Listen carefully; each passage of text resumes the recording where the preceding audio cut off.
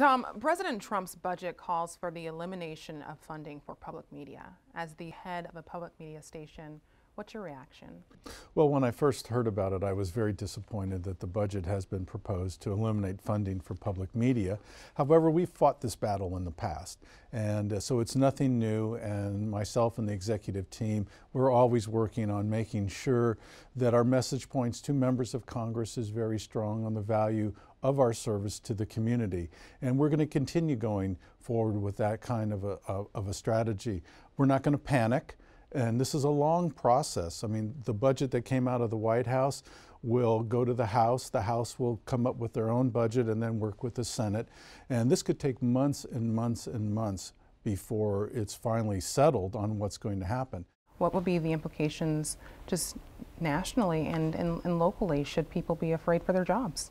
Well, I think KPBS would survive. We would have to adjust accordingly to whatever the cut and the implication would be.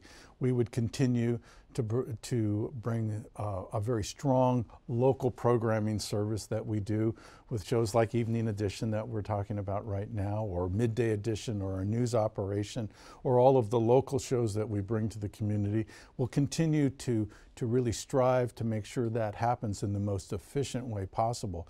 But I do worry about smaller stations that are really the only quality programming service to those communities in rural parts of the country that depend on PBS to provide educational services through K through 12 or preschool children. Those kinds of shows, stations would really struggle. So what next? Well, we're going to continue to follow the process. The budget has now been released from the White House.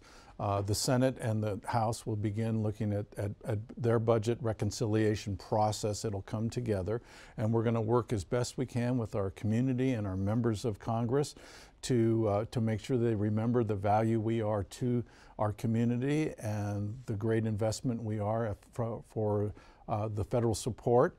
And we'll see how this process goes, but we're going to stay on top of it, and we're going to stay strong, and we're going to continue to believe in the mission and the service that we are providing to the San Diego community. KPBS General Manager Tom Carlo, thank you so much. And thank you.